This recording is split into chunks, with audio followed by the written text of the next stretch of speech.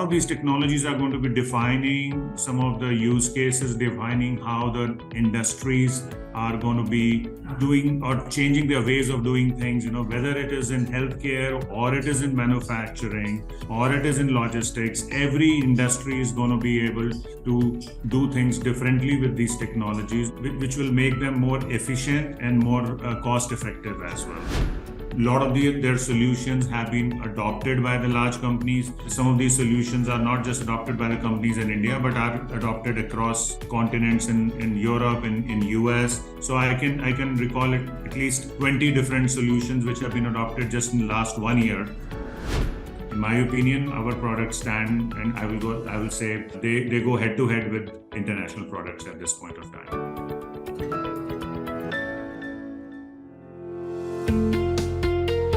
Hello and welcome to a very special podcast series, Unusual Suspects. I'm your host, Gaurav Chaudhary.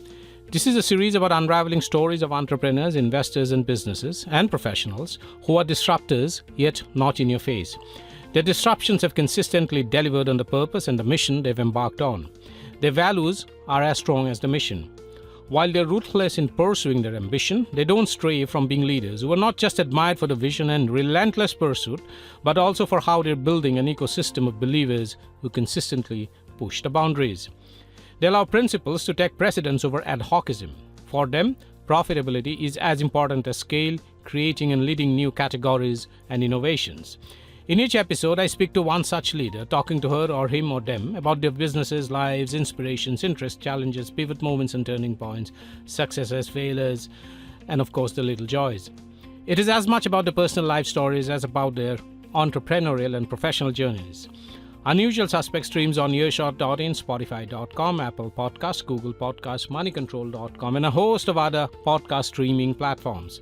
For this episode, I'm delighted to have Sanjeev Malhotra, CEO, Center of Excellence for IoT and AI, NASSCOM.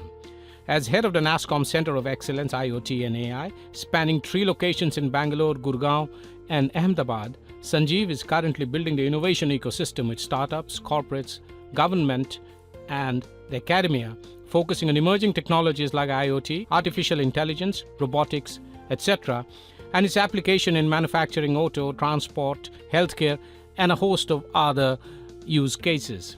India is becoming a hub of innovative digital solutions covering the entire gamut of industries and powering the digital strategies for global companies. Welcome to Unusual Suspects, Sanjeev. Thank you, Gaurav. I'm glad to be here. So, Sanjeev, what are the key focus areas or core initiatives that NASSCOM COE emphasizes to promote innovation and technological advancement within its ecosystem? Sanjeev? So, as you said in your introduction, we are focused on driving homegrown innovation in India, especially in the emerging technologies. When we talk emerging technologies, these are IoT, AI, robotics, AR, VR, which is augmented reality, and so on. These things, when we talk about developing a solution, each solution may have multiple of these technologies. And a lot of these technologies are going to be defining some of the use cases, defining how the industries are going to be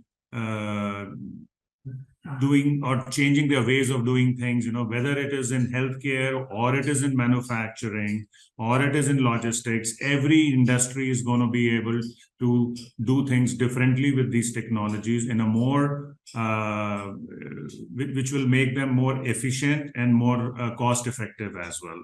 And also, I think it is going to be an imperative. It's not just a good to have thing.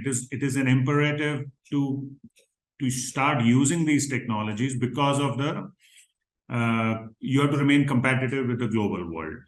Now, having said that, our focus is that we should have choices or solutions available from India, because India is one of the most vibrant startup ecosystems in the world, where a lot of these solutions, which we earlier used to be looking up to Western nations or Japan or other countries in the world, for our industries to import from there and adopt are actually being developed in our backyard.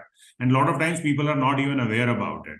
So the ecosystem that we have developed, the 4 locations, the labs, is for these younger startups to develop their products and also get the right mentorship in the form of industry connect and even the connect for the funds. Now that helps you get your product ready. The other most important part that we do is actually to bring these solutions for adoption by the different industries within India and outside India, which is the most important platform we have built, which we call the co-creation platform for these companies to work with the startups. So this is how we are encouraging the innovation ecosystem to grow. Gaurav. Sanjeev, what milestones and achievements mark NASSCOM CO's journey thus far in terms of startups enrolled, successfully incubated ventures, the tangible impact of startups, and the significant employment generated within the ecosystem, societal projects, and IPs filed? Sanjeev.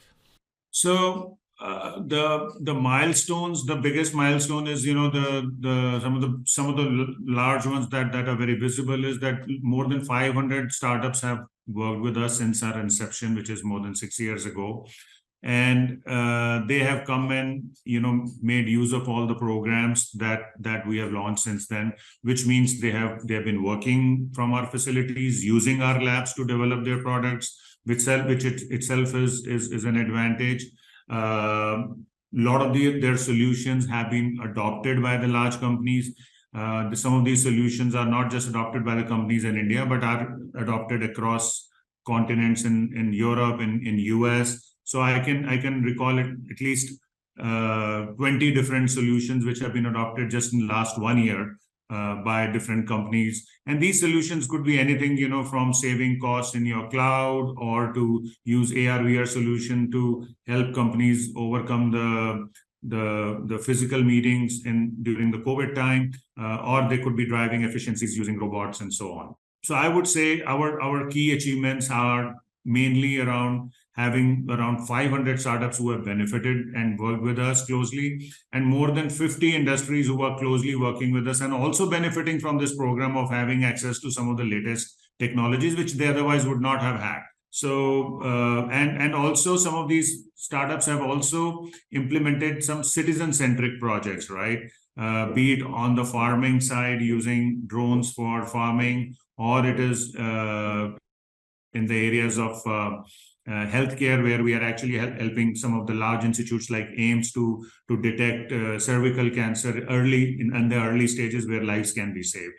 So there are many such examples. So Gaurav. Sanjeev, how does the NASSCOM Center of Excellence for IoT and AI in India leverage its unique ecosystem? You cited one example in a previous response, essentially on addressing real-world challenges. Can you give me a few more examples, Sanjeev? Right. So NASSCOM is one of the largest network of the industries and the companies in India, which has been working on many different initiatives, and innovation is one of the latest focus areas for NASSCOM. And this network of companies is obviously helping in bringing these companies to these startups and vice versa. Also, as a part of this program, we are closely connected with the central government. It's actually a mighty initiative which is being executed by NASSCOM in partnership with the state governments. So having support from the governments and the NASSCOM network actually helps us reaching out to places, which we ourselves or which no other organization can do. So there are examples of where we are actually we have deployed solution for helping expectant mothers, where we can have less mortality, both the child as well as the mother. We have deployed those solutions in Visakhapatnam. We have deployed solutions in AIMS Jodhpur in partnership with few other organizations. We are working with some of the security agencies on how to decrease crime in certain areas by deploying some simple apps. So we have actually spread across the sectors. Healthcare definitely is one of our major focus areas. And the latest example I can tell you is we have deployed one solution on the pulmonary health, which is, especially after COVID, a lot of people needed to do their pulmonary test, which in normal routine, if you go to a large hospital, you will end up paying quite a large amount of money, and a lot of people don't do that because of the inconvenience as well as the money. So solutions which are developed by our startups are portable, can reach out to smaller places in the point of care, in smaller places, and they are very cost effective. So this is one of the latest. LeoFit is the name of the solution, which we have deployed in at least 12 different hospitals across the country, and now taking across to more places. Sanjeev, how do you assess India's current position in terms of effectively incorporating and adapting new age technologies, especially compared on a global scale? Sanjeev? I would say we have come a long way. We have come a long way from where we were actually when the startup ecosystem was fairly in its, I would say, early stages, way back in, I would say, 10 years ago, and to where it is now. It has grown significantly in terms of its breadth as well as its depth. What I mean is, the products which were developed 10 years ago to now when I see these products, I feel they are globally competitive. You can easily, earlier you look at a product which was developed in India, especially a hardware product, you can look at it and say, this is made in India. Now, when you look at products, it is indistinguishable. You cannot say this is made in India, China, or Japan. At least not from the looks of it, and not even from the functioning of it. So from that standpoint, I think we have come a long way. And in terms of using these technologies, I would say we are pretty much at par with most of the countries. We are maybe slightly behind US on certain areas because their ecosystem is very, I would say, very huge. But the amount of funding that has come into India, the amount of interest from the support from the government, and the participation of the industry, I think we have come a long way. And in my opinion, our products stand, and I will say, they go head to head with international products at this point of time. Sanjeev, when it comes to adopting new technologies, businesses often need to strike a balance between innovation and preserving their existing operational models. That's not an easy task always, because it requires adjustments and also lots of mindset changes. How do you think businesses are navigating this challenge, and what strategies are they employing to ensure a smooth transition? Because managing transitions can, besides being costly, can also be disruptive. Sanjeev? Good point, Gaurav. A very, very good question, actually. And that's what actually India needs to navigate its way to change of the mindset, where they recognize that investing some amount of your resources into innovation is important. Our traditional industry mindset is always focused on operations and generating money through sales. But if you have to be an industry which is looking long-term, with a long-term vision, and to be competitive globally, which I think you have to be these days, given that the world is becoming global, you have to be innovative in terms of where you have to be ready for change. Just because things that work for you for last 20 years may not work for next 20. And that requires basically, little bit of risk taking, I would say. Risk taking is the key thing, which I think our industries have to learn at this point of time. I think there is a change happening with some of the younger generations coming and taking over the businesses, but I think we still are not there yet. The other thing is to use some of these ecosystems or the organization, the services that we provide, to do it in a very cost-effective way. You don't have to do everything yourself. Don't think that I'll invent the new solution yourself. It's not going to be possible given the change of pace of technology and how much expertise is needed. And that's where our startup ecosystem also comes into play, where they have to learn to work with them. And that's where we also help these organizations how to work with them. It's not easy to always work with startup. It's not it's not all going to be hunky-dory. And the moment you start working with them, there are going to be problems, but the benefits outweigh the pain points. And I would say this will be the win-win formula for everyone, and the quickest way to get to the path of being competitive and innovative. Sanjeev, finally, what are the key trends or developments that you anticipate for the next year, 2024, in the industry?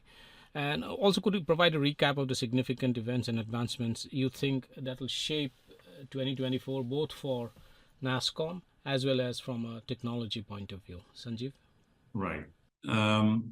So at this point, the technology which we hear about the most, the one which is creating a lot of news at this point, is the AI, and especially the Gen AI, which is looking very promising technology at this point of time, is going to be able to add where I think a lot of industries will be will feel the need to adopt these things to remain at par with their peers across the world.